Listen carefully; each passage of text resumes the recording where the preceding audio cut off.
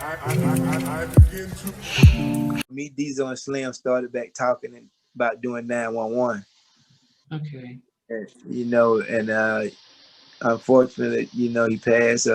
And we had talked 2 weeks before he passed. I was supposed to go down there, and then we were supposed to cut a song we was doing Computer Love over. And I had sent him the track, and he was getting ready to cut it. Was his death on sudden death? Yeah, I'm thinking it was COVID, because the way he died, that was before COVID hit. They said COVID started in March, but Diesel died in February. But his symptom was last year. Oh, last year. Okay. Yeah, so his symptoms was like was it this year? February this year.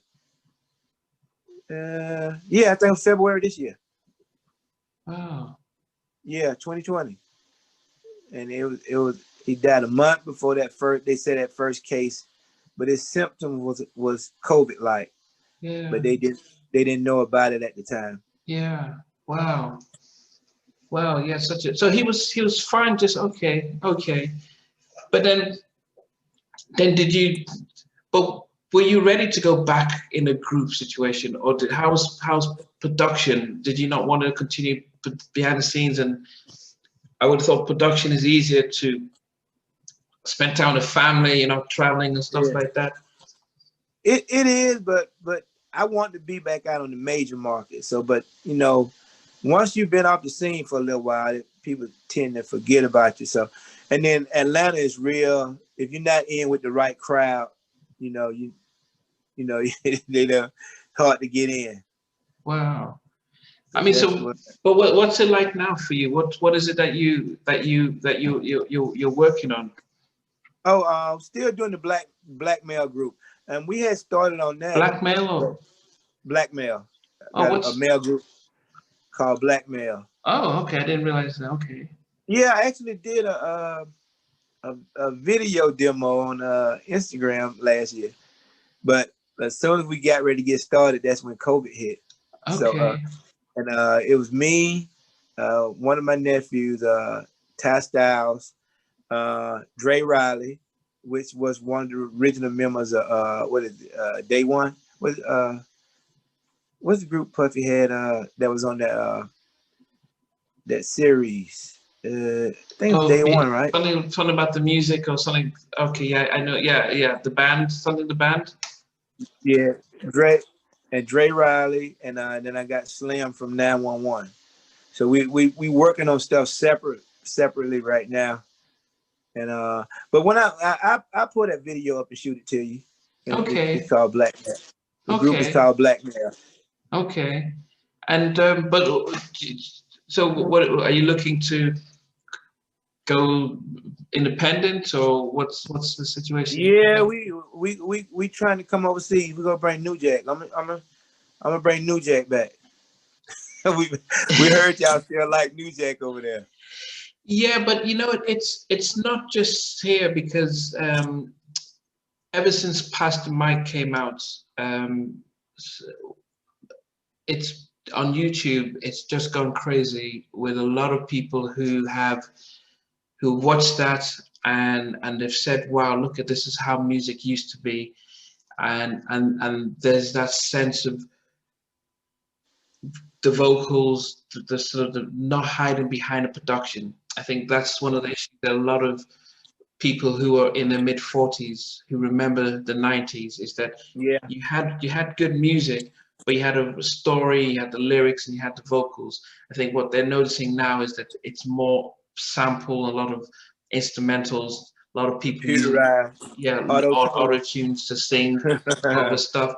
And so there's a disconnect. So with the type of music that people are interested in. So when Cassidy, so the first, when the verses came out, the Teddy Riley Babyface was the biggest one because they went back to their catalogs and people, I mean, Instagram couldn't even handle all the people that came in. Yeah. But since then, I think verses has gone back into hip hop and people are turned off on it. So when Cassidy came out with Pastor Mike 2 and 3, especially 3, it was like, wow, this is the stuff of music we want. So the problem is that radio are playing what's being pushed by the labels. The labels are pushing the kind of beat maker music because it's cheaper to do. It's cheap. You don't need to develop the artist. You don't need to. You can just put anyone out that looks good, has 1 million followers on Instagram, and put out a record. It gets streamed. It gets played here. So they don't necessarily need to develop artists who can have vocals. They can just put out anyone who looks good, has a good following, and make money from them. So it's quite hard to get good quality music created and pushed. So how do you think you could? Because Bruno Mars did it, but he's already, he had the platform. How do you think you could bring New Jack to this type of audience? Well, it's not gonna be all New Jack. You're gonna notice it's gonna be a New Jack beat, but it's gonna have some up-to-date melodies to it with the up-to-date vocals. So it's gonna be a mixture of New Jack, 90s meet the 2020. But If you did do, a New Jack track with the horns and the drums that you would have done in 1990, 92, 93, how do you know that wouldn't work? I know it wouldn't work. Yeah, because no one. I mean, Bruno did a little bit of it. He softened it a little bit, but how do you know it wouldn't work if you have the right vocals? I don't know. I mean, everything's a gamble. Like you may have this song that you think gonna be a million seller, and you put it out there, it won't sell 10 copies. You don't know, but it's just a feeling that you got to have. Like I want to try this, and you put it out there, and it just just gamble with it. But it's kind of hard to pick a hit in these days. They people put out some trash, and you like, oh, they're not going to play that again. And next thing you know, you humming it along with it in the car because you heard it a million times. Yeah, yeah. But then what's your plan? I mean, do you plan to create your own sort of platform to release your music? Or do you think, we'll probably try and get a label to listen to it and help us push it out? So what do you think you may end up doing? Now, I probably try to go independent first. Labels over here, especially R&B labels, they're like youth, so they can control young artists. Yeah. But they figure once you get up in age, they're like, oh, he won't want to read the contract, and he's gonna be questioned. And that's why a lot of R&B artists come out, young. But if you look at the pop artists over here, they come out 40, 50, some 60 years old, and they got a pop artist coming out. But R&B labels want to control you, so that's why they get young artists. Yeah. And they'll tell you too old to come out, but young artists just want a video and a flashy car.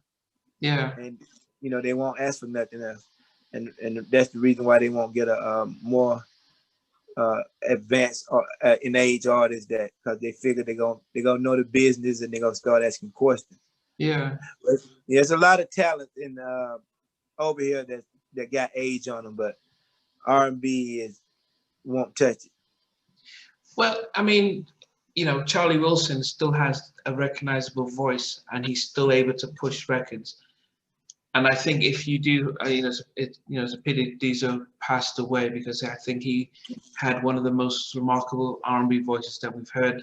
As I mentioned, I put him up with Big Bub and Aaron in that type of 90s sort of powerhouse voices and stuff like that. If you do have an artist, if you do have a member of your group who has a powerful voice, you can't compare like apples for apples, but you'd also then come up with a track, a New Jack track that people who are familiar with the 90s are like, I must have heard this from somewhere. You then find your own market and audience. But the problem is that if you try and replicate what's out there now and try and do a production that you would normally do for an artist on a major label, the problem is the major label knows how to get it on radio and force people to listen to it 100 times before they like it. Yeah. But if you that's what I kind of had an idea. It's funny you said Charlie Wilson, because when we was meeting when I was meeting with Basic Black, I was telling them that we should try to get on with Charlie Wilson crowd, like open, start off with something on that vein, and then go out on in that age group. But I think that turned them off. They want to be they want to do like younger music, and Yeah, but if you've got your group now, and that's the idea. There's new 90s, so this is when they were listening to music, and every day I'm reading over 1,000 feedbacks on, oh, we missed the 90s, oh, we love the 90s and stuff like that. They don't make the music like this and stuff. So they're saying we still want that. So Bruno's album did very well among that demographic because he brought stuff that they liked, but he had Warner Brothers who was able to push it. And even when he had with 24 Karat, he had Mr. Talkbox who sounded like Teddy. So in a sense, they were emulating what was popular then, but in a small updated stuff. So I would hope if you went back to your old days of, well, let me make another She's Mine type of stuff. It's just to see what you've got the platform. You don't need to go into a record store and produce and sell it. You can you go digital platforms to get it sorted out. But it will grow if people say, have we heard this before? The vocals, the production, and the lyrics. Yeah. I think Bruno's gonna tap more into that market because he did the R. Kelly sounding song. With that one he did with Cardi B too, right? Yeah. The ballad. Then he did the remix, the New Jay Swing remix on the other one. So I think Bruno was getting ready to go there until COVID hit. But see, this is where you guys could come back in because no one is doing that. I'm gonna take a shot at it, and then you're gonna be the first one to judge it. Yeah, please do, because I've got a big audience who would definitely would want to give props to that. But BLacKmale, if you let me see, you said you've done a video. If you send it, at least let me have a peek at that and see what's that. And if that's the direction you're going, then it'll be good to do a bio on them and let people be ready to hear from them and stuff. Yeah, it was just intro. Me and my nephew did, but it may not be the direction, but at the time I just wanted to put some out there and let people know what's coming. Yeah. But I'm gonna shoot you a copy of it through your email. Yeah, please do.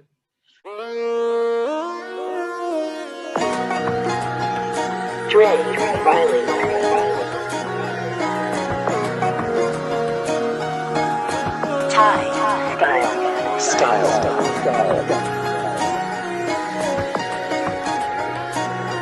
Mucho. Yo, Mucho. Go. Baby, please don't let me walk out the door. Keep my eyes on. Don't make me, baby.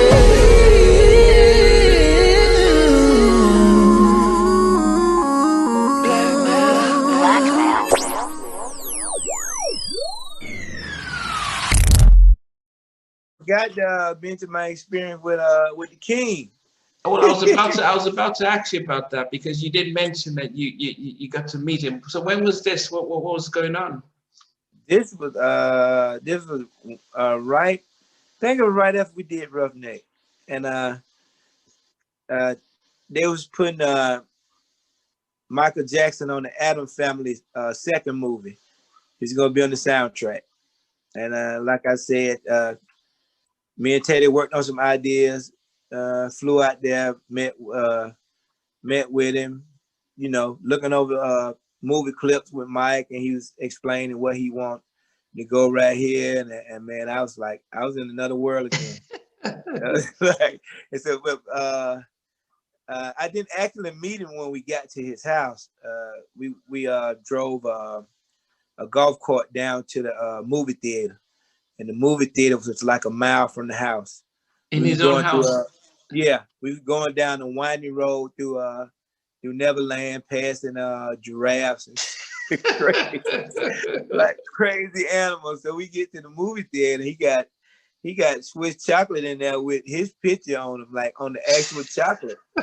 And he got like two booths in each corner of the movie theater. He got living room set in one, bedroom set in one, and both of them got like red hotline phones in them. But we was sitting out in the middle, and he was explaining the movie to us. Then he said, "Okay, so he like, I got a movie. I'm sure he had got some movie from the theater. It wasn't even out on the market yet. So he asked us, did we want to watch it? We were like, yeah. So we drove back up to the game room. So a few of us went to the game room. Teddy went to the mansion with him, and next thing you know, we were like, Teddy came out. Okay, we leaving. I said, when you gonna eat dinner and watch the movie? He's like, nah. And we got to go. So, but Teddy just wanted to get back to the hotel for some reason. And so when he next day he came to the studio, he was in a white Bronco, like the OJ Bronco. Oh. Like he had a limo tinted out. So he got out, and Dick Scott introduced me to him. He's like, this is one of Teddy's producers. This is Mucho. And Mike didn't even look me in the eye. He was like, how you doing? Like yeah. And so, he went back to his room. He had a room in Larrabee studio, and me and Teddy was in one room. So we would do the beat, and we would send it round to him in his studio, and he would cut the vocals. Wow. Yeah, so we wouldn't actually be in the same room with him. We do the beat, and then we sent to him, and he been in there by himself with his engineer doing the vocals. Wow. And so, so I'm thinking like the next day, I'm like, okay, maybe tomorrow I'm gonna get a picture with him, and so next day, Dick Scott called me in the room and said, yo, they taking Mike off the soundtrack. And I'm like, why? And that's when the first accusation happened with him. Okay. Yeah. And they put MC Hammer on there. Yeah, now I remember. Okay, I can remember MC Hammer doing the Addams Family. Okay. Yeah, so they put Hammer on there. That was supposed to be Michael Jackson's soundtrack. So after that, I didn't see him again. I was like, wow, I should have got that picture yesterday. But those days, people didn't carry camera phones, and that you could take some pictures and stuff like that. Yeah, but Dick Scott kept a camera with him. Teddy, old manager. Okay. He kept a camera with him. So he would have took a picture with him because he was taking pictures of me and Teddy at the mixing board together. And Okay. so I was telling you the picture of me and Mike. What happened to those to the vocals on that production? Did it just disappear?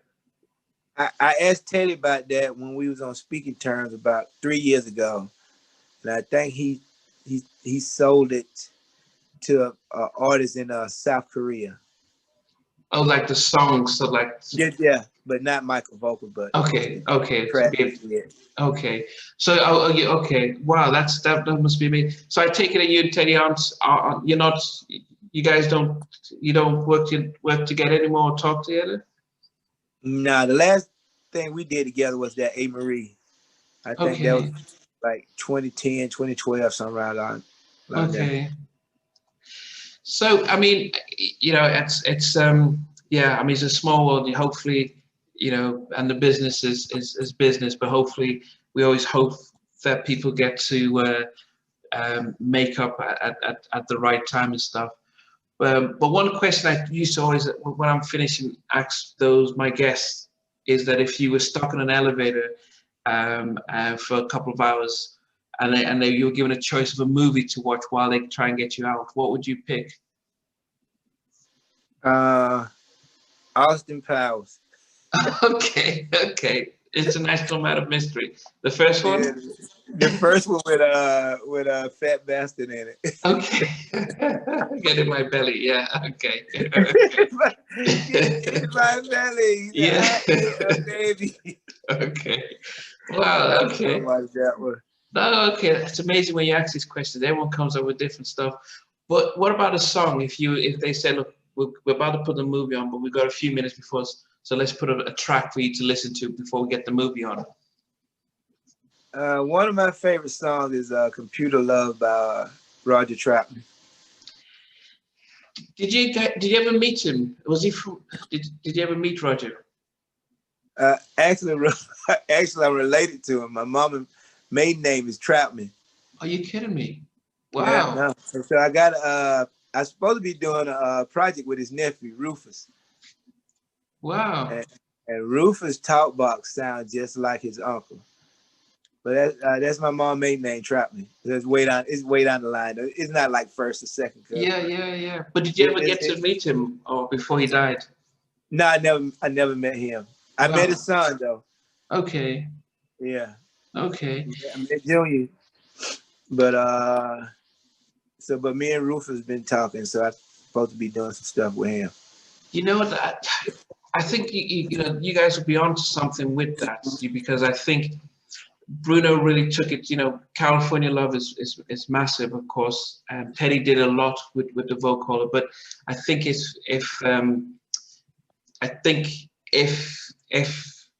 you had a Trapman coming out with a vocoder production, I think it will get people's ears on and stuff like that.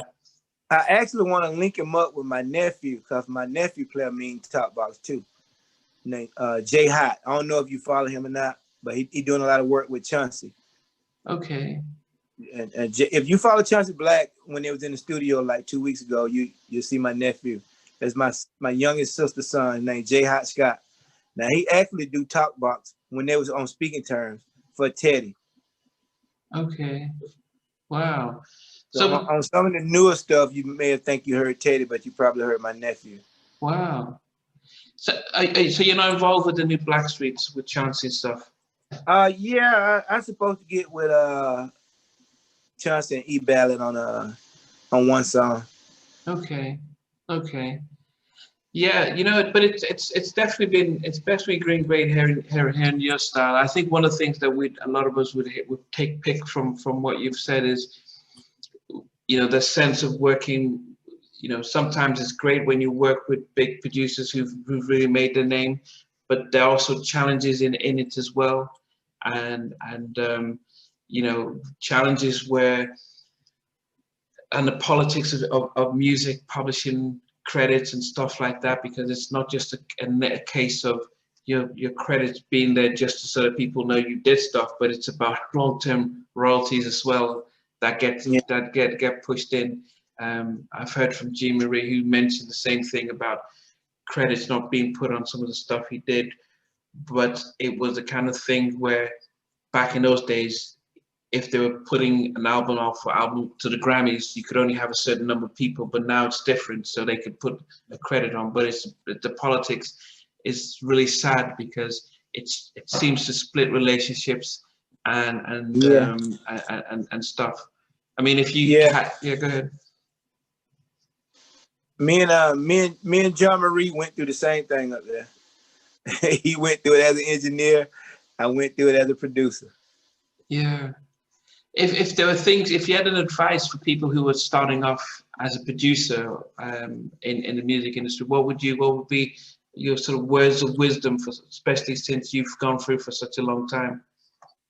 It's kind of hard, because I want to say just learn the business, but if you know too much of the business, then people might be scared of you, because you got some people out there that want more than what they put in.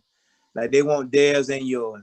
So but I want to say learn the business, but at the same time kind of act like you don't know it, just to get your foot in the door. Then when you get your foot in the door, then you show them what you know. But don't go in knowing too much. Even though you may know too much, don't go in showing all your cards. Yeah. Just kind of act like you don't know a little bit of it, and just get your foot in the door, because it's hard getting in that door. If you know more than the person you're trying to deal with know, then they'll shy away from you. Like, okay, I'm gonna go to the next person. Maybe I can beat them. So I'm just gonna say, just get your foot in the door first, then show them what you know. But then for producers like yourself, if you're not working alongside, say, a Teddy or Timbaland, who the labels tend to go to get the big track, because they know that if they push it out under their name, they will get the radio and stuff. How then do you get a phone call to say, hey, Mucho, can you come and work on this track for Beyonce or stuff? How does that happen if you're not? It's a long shot. I mean, but I appreciate him for giving me the opportunity to, you know, to use him to get in the door. And I know we had to use his name to do it, but you know, if you go in there as a new artist, I mean, you got a million talented producers out there, but if they don't get that first foot in the door, you may not never hear them. Yeah. So what's going to separate you? What do you think separates you from all the other producers out there? What do you think you do that's very unique? That's I keep my ears glued to what's happening now. You know, even the young stuff. I wouldn't try to do a young song for me, you know, a trap song for me, but I admire it as an art. So that art keeps my ear young, and it keeps me, you know, on top of my game. Mm-hmm. So it's like back in the day when our mom used to play Al Green. Yeah. And you know, we in the room, we playing Sugar Hill, and they saying, turn that racket down, you know, that's not real music. Yeah. And, you know, but they saying Al Green real music. But when we grow up and we playing, you know, Al Green now, us, you know, Guy today, Basic Black, and our kids in the other room playing, you know, Migos, and you know, some parents gonna say turn that racket down. So I learned from that. I like, wait a minute, you know, when my mom saying Sugar Hill was, you know, noise, you know, when I was coming up, you know, I got to look at it a little different. So what my kids listen to, I kind of analyze it and say, you know, admire it as an art. Yeah, that's true.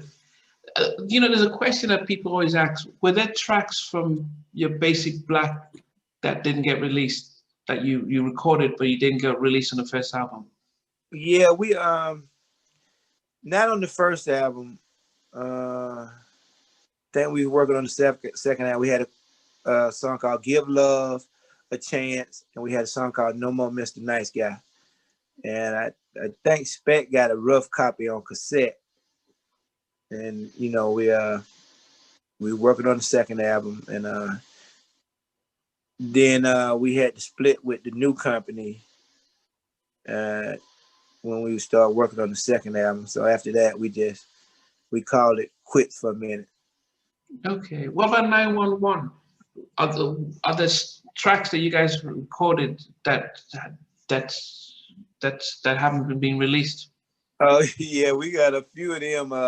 Actually, Diesel old manager got a DAT tape that we was trying to get in touch with him, that we can get them off the DAT tape and, you know, get a good mix on them and kind of put them out. But Diesel recorded, like, me and him, before we went to Virginia Beach, we was in Atlanta. We probably had about 6 or 7 more songs that hadn't been heard. But that you recorded? Yeah. Because I've seen. I mean, but what are some of the ones that you guys recorded that either for the album or but that never got released? I forgot the titles to them, but somebody texted me. Somebody overseas got whiff of one of them, and they texted to me. I was like, wow, I forgot about that song. Because I'm just trying to see now. Did you do one called "Do You Right"? "Do You Right" is actually on the album, 911 album. Where did you release an album? No, but they released a copy of it overseas. Then there's a "Spend Some Time." That's on the album. "Someone About the Way You Love Me." "Something About the Way You Love Me" is on the album. "Your Love Can't Get Enough." "Can't Get Enough" is on the album. "The Ride." That's on the album. "Catching Feelings." That's on the album. "My Heart Belongs to You." That's on the album. Okay, so this is on YouTube. Somebody's uploaded it all on YouTube. It's South Korea and Japan. Okay, about 2 years ago, somebody uploaded all of those tracks in the. I think when Teddy lost his studio in Virginia Beach, he had the masters in his in a storage, and I forgot somebody bought the storage overseas, and they got a copy of all the masters. So you guys don't own them? So you can't do anything about them? No, not overseas. It probably take a long time, but you know it's hard from over here. But like I said, you know, Diesel old manager, I'm trying to get in touch with. I talked to him, and he's supposed to be getting up the tapes and all the old stuff me and Diesel did. I'm gonna try to get a good mix on it. And then what would you do with them? Well, the manager, me and him had to come to agreement, and we'll talk to Diesel family, and we'll mix them and we'll put them out. You know. But as what? As 911 or as Diesel's? I may put them on. Since me and Slim was a part of 911, I may put them on the BLacKmale album. Okay.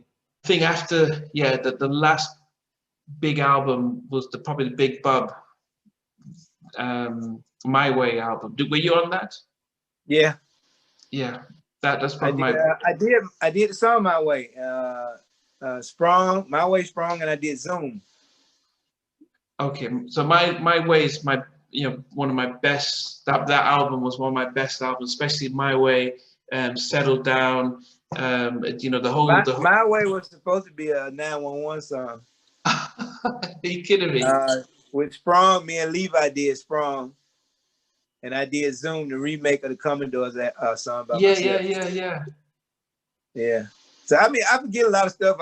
You got to jog my memory. Well, you know, if you jog my memory, then I'm like, okay, yeah, I worked on that album too. So, as I said, your name is so you might talk about credits, but there's hardly anyone who's really into who bought a CD that wouldn't see your name and remember your name. So I've seen your name, I've seen Spurge's name, Ty. So you guys are very familiar without knowing who you guys are because of the credits on the album. So that's how we known you guys. I think my name should be on Big Bub album. Yeah. As I said, I used to have almost 500 CDs, and so I could go back and pull out the CDs and put all your names out. We don't have CDs anymore, so only I do a discography for you, like a lot of stuff coming up now. Like Keith Sweat, Gerald Levert, you know, they pop up like, oh yeah, I used to. I was on the road with LSG, and you know, Keith Sweat had his own crew from Atlanta, and Gerald Levert had his own crew from Ohio. So when we got on the road, Gerald Levert stole me from Keith Sweat. So I was hanging out with Gerald Levert and doing remixes with him, and and then you know, Keith Sweat said, "Yeah, I stole one of your band members. What you gonna do?" You know, we had fun on the road, man. Okay, so it was all fun. Yeah, you did. Did you do Tonight with Keith Sweat, or did you do? I did the Lil Mo remix with actually the first R&B artist to use auto-tune. And if you listen to the $1 Million, I Trade $1 Million on Keith Sweat album, like Didn't See Me Coming. That was actually what, 1990? Or was it 1999? I think it was 99 before T-Pain came out. I think T-Pain came out later on. And if you listen to I Trade $1 Million with Keith Sweat and Lil Mo, you'll hear me use auto-tune on that remix. Oh. But was that billed as but Teddy wasn't involved in that album? No, not Didn't See Me Coming. Keith Sweat was he was Georgia based, then he was in Atlanta. Okay. Teddy was still in Virginia Beach. Okay. With the basic black videos, as She's Mine and Nothing But a Party, they didn't seem to focus on you guys too much. The videos seem very dark, and we only see Diesel. And was there a reason why you guys were almost hidden away? Wasn't a reason. They tried to put us in there as much as possible, but it was mostly focused on the sound of the New Jack, not the beat. But Gene wanted to focus more on the Aaron Hall vibe, so that's why the camera was on Diesel more than it was us. Yeah, I always think because it's if you watch any of the videos, it's like only a short cut on you guys, but mainly on Diesel, which did a disservice because they only show you guys always playing instruments, so you don't really get to see you guys like modern R&B groups where you get to see each member and get to see them. Yeah, Gene was going after that the vocals more than the actual beat at the time. Okay. Did you were you guys still in touch with him before he died? Oh yeah, I like 2 weeks. I talked to him 2 weeks before he died. Gene Griffin. Gene? Yeah, Gene? Gene. Yeah. Yeah. Me and I was on speaking terms with him. Okay. Wow. After he had a rapper called Pastor Troy. He had Pastor Troy? It was it Pastor Troy or the other one? Another rapper, Gene. I don't know if it was Pastor Troy. It may have been Pastor Troy. But Gene, he had a rap around about that time, and he was wanting me to do some mixes on it. So yeah, we was on speaking terms. Okay. Wow. Well, I mean, definitely. I read. It's just after midnight here, so so. Oh, it's late. Yeah, it's late, and I go back to work in the morning. But it's been great getting to chat with you. Is that your home studio that you've got in? Do you do your production in? Yeah. I got most of it up. I got the little Raven double screen board, and then I ain't got my keyboard in here yet though. But I use that touchscreen Raven for mixing. It runs Logic and Pro Tools. So you don't miss the MDC anymore? MPC? No, NDC. Not, You don't. Not since '92. Not since Teddy put it in that closet. But the thing about it, I've been on Logic ever since he put me on Logic. But Logic changed platform about 2 or 3 times. There was a notator Logic on Atari, and then they went E-Magic Logic on Mac and PC, and now they just Apple Logic on the Apple. So I've been on Logic since '92. But if you went back to the old MPC, do you think the sounds would sound very similar to the 90s? Would it be different? Have you tried it to see what you could create with it, or would you even remember how to use it? I can remember how to use it, but I can get that 8-bit and 16-bit sound from Logic and a lot of the plugins. And plus, it's faster. I see everything on the screen now. I can see the waves, so I know what I could take out and what it needs. But I mean, it's faster on the Logic. I